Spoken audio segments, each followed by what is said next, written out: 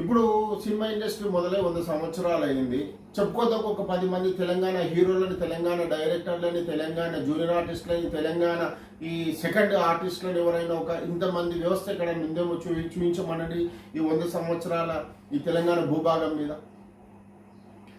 ఇప్పుడు మార్వడీస్ మనం మార్వడీస్ మీద ఒక పెద్ద యుద్ధాన్ని ప్రకటించేసాం. ఒకసారి ఆలోచన చేయండి, తెలంగాణ రాష్ట్రం మీద మార్వడీస్ యొక్క వ్యాపార సామ్రాజ్యం ఎలాగో ఉందో. అట్లాగే కేరళ స్కూల్స్ ఆలోచన చేయండి, కేరళ వాళ్ళు మొత్తం రాష్ట్రం అంతటా పెట్టిన స్కూల్స్ మీద ఒకసారి ఆలోచన చేయండి. అట్లాగే ఇండస్ట్రియల్ కారిడార్స్ మీద ఎవరి అజమాయిషి ఉందో ఆలోచన చేయండి. సిమెంట్ ఫ్యాక్టరీలు కానీ ఇంకా ఇతరత్ర ఫ్యాక్టరీలు కానీ వీటి మీద ఆలోచన చేయండి. ఇక్కడ college, Narayana college, Sri Chaitanya college, Vignan college, Gautami college, రకరకాల కాలేజీలు మీద ఎవరి వ్యాపార సామ్రాజ్యం ఉంది అంటే ఆంధ్ర వ్యాపారస్తులే కాదు వీళ్ళందరూ కూడా. వీళ్ళందరూ ఇన్ని రాష్ట్రాల వ్యాపార సామ్రాజ్యం అంతా కూడా ఏ రాష్ట్రం మీద ఉంది? తెలంగాణ రాష్ట్రం మీదనే ఉంది కదా.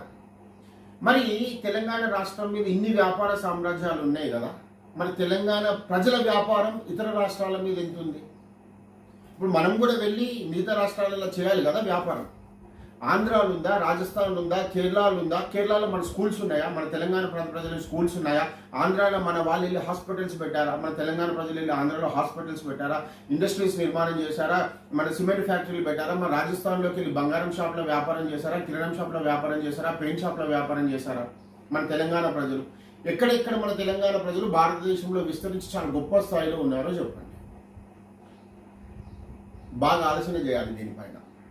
మన రాష్ట్ర ప్రభుత్వం కూడా తప్పక ఆలోచన చేయాలి దీనిపైన. ప్రజల వంతు, తెలంగాణ రాష్ట్ర ప్రజల వంతు ఇతర రాష్ట్రాల మీద ఏ మేరకు ఉంది? మన రాష్ట్ర భాషని కూడా ఈరోజు బాగా ఆలోచించండి తెలంగాణ ప్రజలు. మన రాష్ట్ర భాషని కూడా వాడుకుంటున్నారు స్వార్థ ప్రయోజనాల కోసం. కానీ మనకి మాత్రం అవకాశాలు ఇవ్వరు. ఎక్కడ కూడా మనకు మాత్రం అవకాశాలు ఇవ్వరు. ఒక చిన్న ఉదాహరణ చెప్తాం. మొన్న గద్దర్ సినిమా అవార్డ్స్ పెట్టి మన కాంగ్రెస్ ప్రభుత్వం గొప్ప అవార్డ్స్ మొత్తం ఎవరికి ఇచ్చింది? తెలంగాణ ప్రాంత ప్రజలకు ఎవరిని ఇచ్చిందా?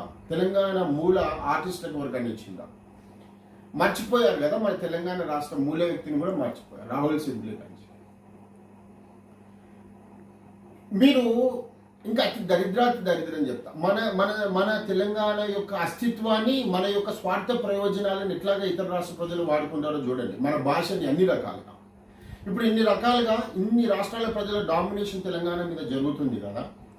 మన వరదలు వచ్చినప్పుడు అందరు ఎక్కడికి వెళ్ళారు? నిజామాబాద్, ఆదిలాబాద్, ఆర్మూర్, కామారెడ్డి మొత్తం